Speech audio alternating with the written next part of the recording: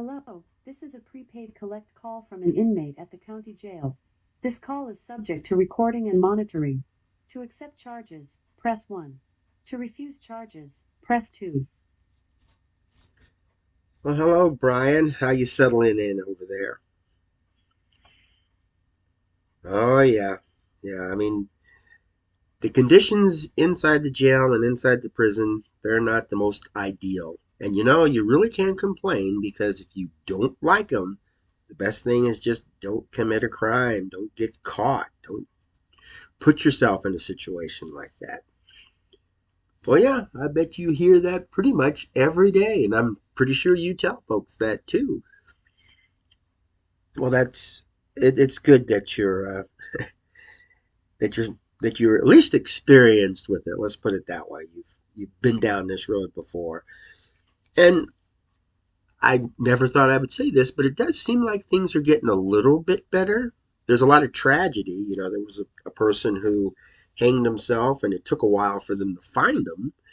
And then there's people out there that are just getting drug overdoses, are getting assaulted, and there's people that are escaping. So it's easy to pick up a paper and read something about the prison system.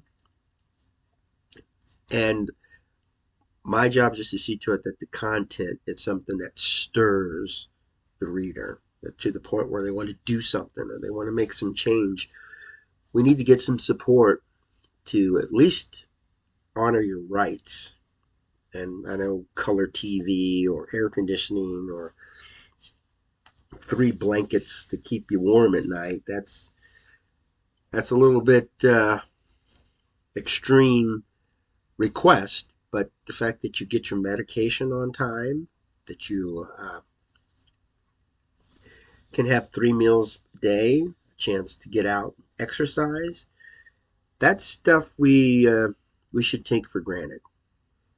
And my number one mantra is if you can't afford to send a person to prison, then don't do it. And if the jail is overcrowded, they have no business sticking you in there. So they either need to come up with alternative methods, or they should just not put the people in the prison. And then there's always the possibility of getting greater funding. And I stand with the other advocates out there building new prisons, throwing a lot of money into this penal system isn't going to help anybody. And we're going to be against that till till things get better and the system wakes up. Yeah, yeah, I'm fully aware that you guys are willing to pay for extra amenities over there. And I think people who work for the prison system who are incarcerated, they need to be paid minimum wage. It's just as simple as that. Maybe if the federal government wants to do something, maybe they could come up with a program that covers the entire country, because the United States has a lot of prisons and a lot of prisoners. So if the federal government did jump in and provide funding so that prisoners could be paid properly, maybe the taxpayer would see that this is not worth it. You have 60 seconds remaining. Well, it was definitely nice that you called, and I'm glad that you're making the best of this. I hope you talk to the people in there. I hope you fight this, because I'd rather have you out here working, paying taxes, and supporting those that deserve to be in prison and who aren't making any effort to stay out of trouble. So we need to get you on the outside. You have 30 seconds remaining. Okay, well, you know where to find me. And if you need any assistance or anything, definitely reach out. I'm here for you. Okay, yeah, I'll definitely let her know. So take care of yourself, and again, thanks for the call, and good luck with everything. Oh yeah. I can. I'll look it up, and I'll see if I can make it to your trial. Okay, you take care now. Goodbye. Thank you for using Inmate Call. Goodbye. Hello, and welcome to AQS Inmate Call. I'm your host, Joel Wilborn, and this phone call is just emphasizing the conditions that I find within the penal system. Now, when I talk to people in the prison, I immediately ask, "Is there anything I can do to help you out? Is there anything you want to get out to the public?" And when I don't hear anything, that makes me happy because I don't want people to be mistreated inside the prison system. I don't want them to have their civil rights violated, and I've been dealing with that quite a bit. And I've developed quite a rapport with the attorneys, and so it's just more or less like here comes another complaint. But I get the information from the incarcerated person, and then I send it out to a pool of attorneys. And in a lot of cases, their case is taken, but you can't beat hearing firsthand accounts of what's going on inside of a prison. And we need to put all of that abuse behind us because there are prisons out there that believe that everybody who's locked up, they're bad people and they deserve to be there. Now, recently, the prison I consider to be the worst in the state of Washington, the Washington Correction Center for Women, they had an incident that just pretty much proved my point here. They they had to do a search of everybody's cell and put everybody pretty much in lockdown because there's been a series of overdoses. Now, if I were to say there's an overdose at a university or maybe at a camp or in a neighborhood or even just in a park, that wouldn't really draw a lot of attention because that's something that's just sadly commonplace. But a prison, there's an overdose of drugs in a prison. And we can't help but wonder, is it possible to prevent this? Personally, I think so. Because everything that goes in and comes out of that prison is monitored. And I was constantly reminded of that because there's several things that I would do. I would read a policy, I would comply, and then they would come back and say I violated another policy. And a good example is visitation. I recently applied to visit a person at the Washington State Penitentiary, and it was denied because the prison system considered me a security safety concern. And when I asked why am I a security safety concern, they came up with three things. One of them is they claimed that I had opened up an alias account with JPay, the email system. And another one was that I had transferred funds into a person's account that wasn't authorized. And another reason that I was just concerned because one of the women had stated that she didn't want to receive any communications from me. We were caught up in this little love triangle and she wanted me to stay away from her girlfriend. So that's her method of doing it. And that's the reason that I was denied visitation. Well, when I look at the visitation policy, it states that anything related to visitation, especially violent altercations or illegal altercations could pose a security concern. And so when I visit people, and this was years ago, I would comply with their rules. If one of the guards came over and said, don't put your hand on the table, or you need to sit up straight, or something like that, I had no problem with it, because safety to me is very important. I don't want anybody to get hurt in prison. I want them to come in pretty much the same condition as when they leave. And so all of us visitors, we have no problem with that. There's a few that try to bulk the system and smuggle things in or whatever, and I can understand them, considering them a safety concern or even a security concern.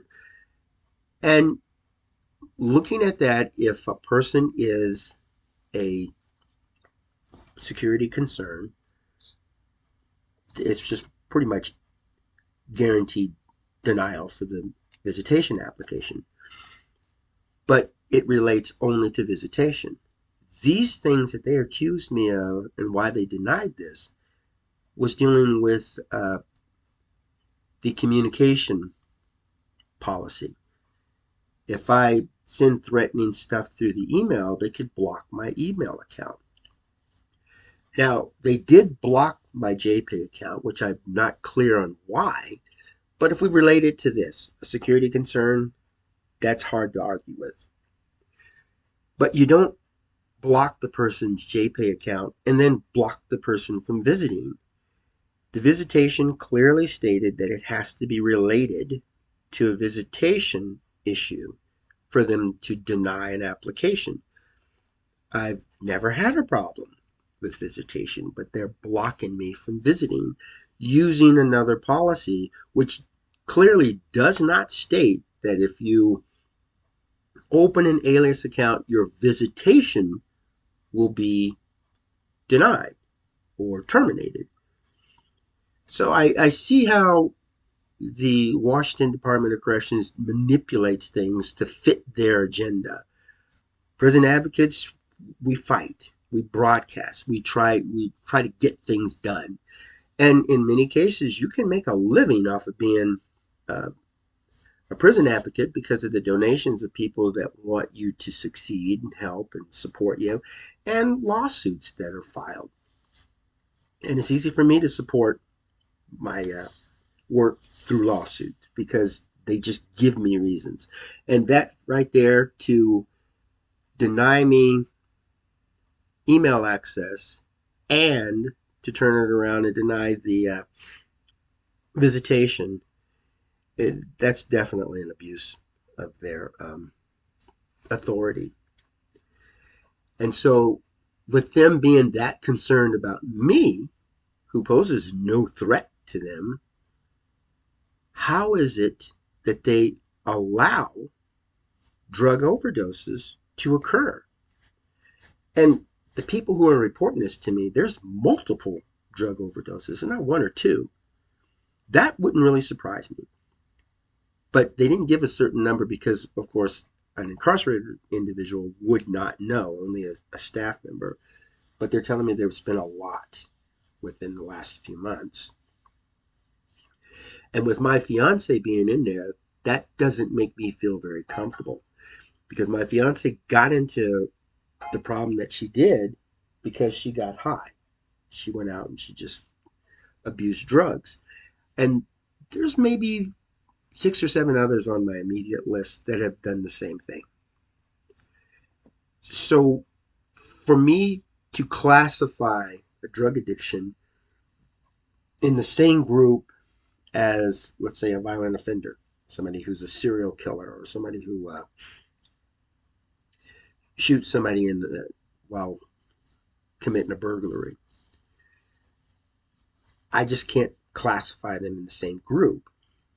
And then you have those that, if they were to be released, like when I went to the Kevin Coe jury, if he were to be released, there's a good possibility, it's not 100% perfect, but there's a good possibility he would have reoffended.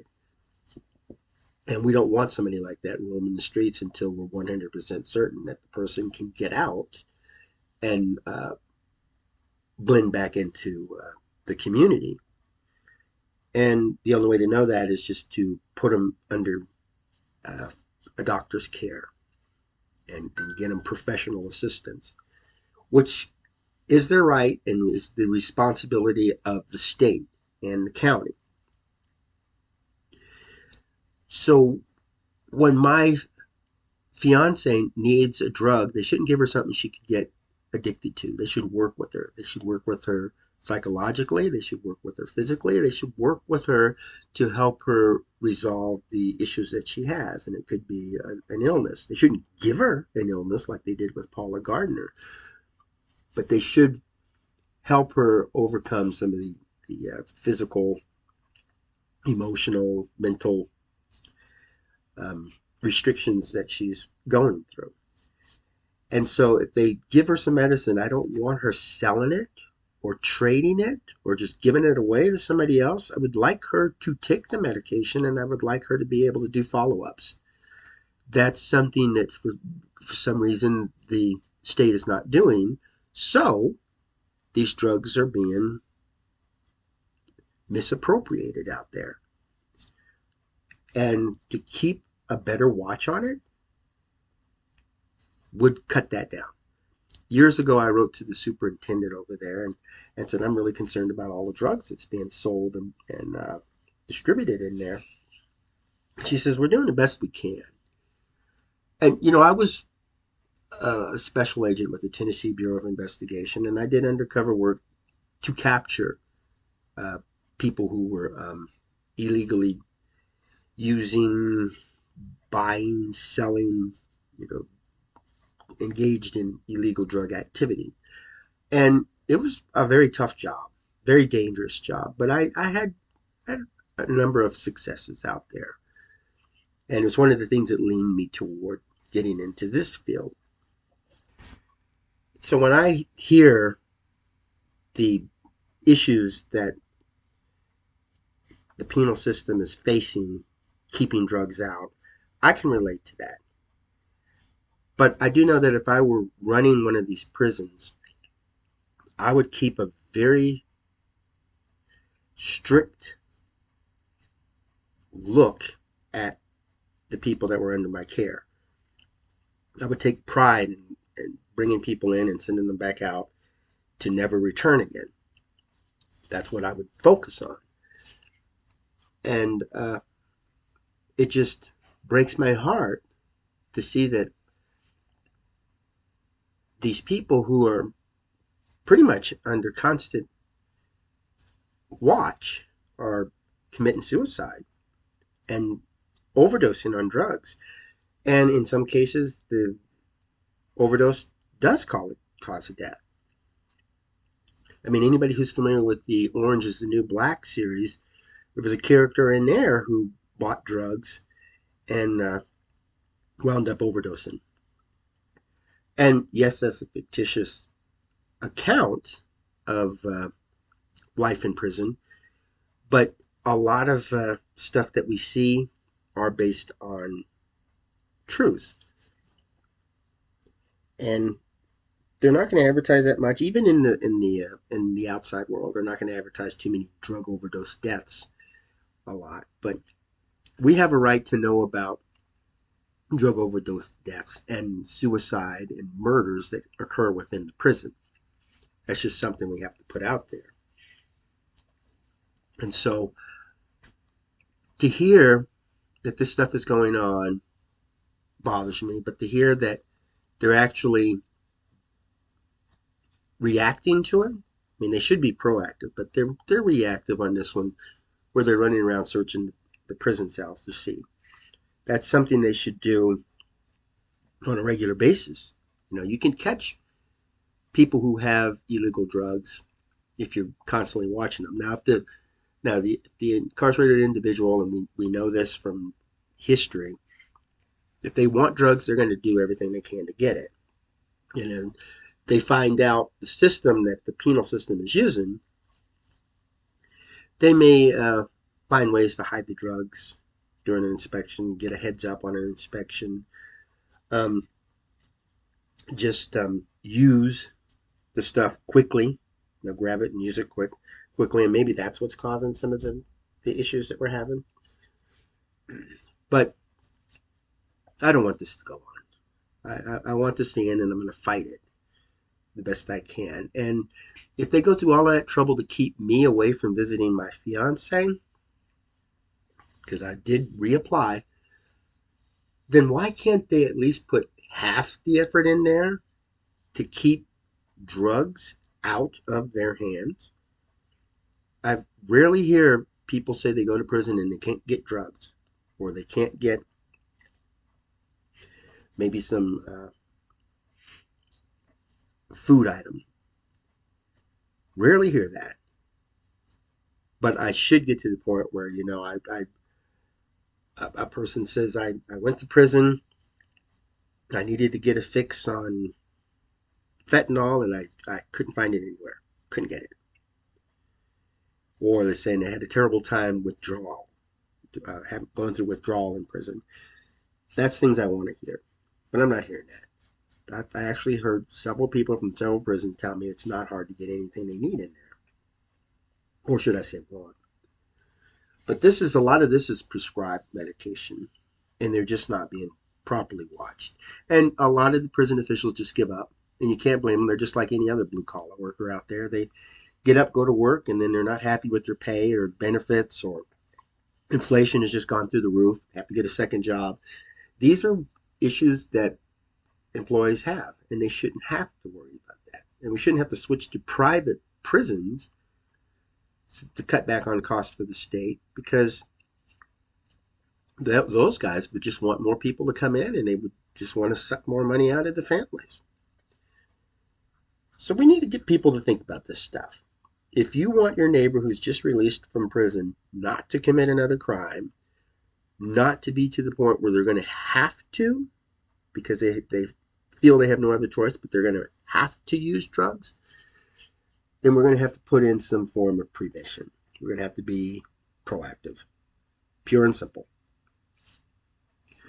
Well, thanks for tuning in, and please talk to your loved ones. Be on the lookout for drug addiction, and take a look at the stuff that's in the newspapers and on TV about the prison, and maybe contribute a little bit. Well, go out and have yourself a magnificent day, and make fabulous memories for tomorrow.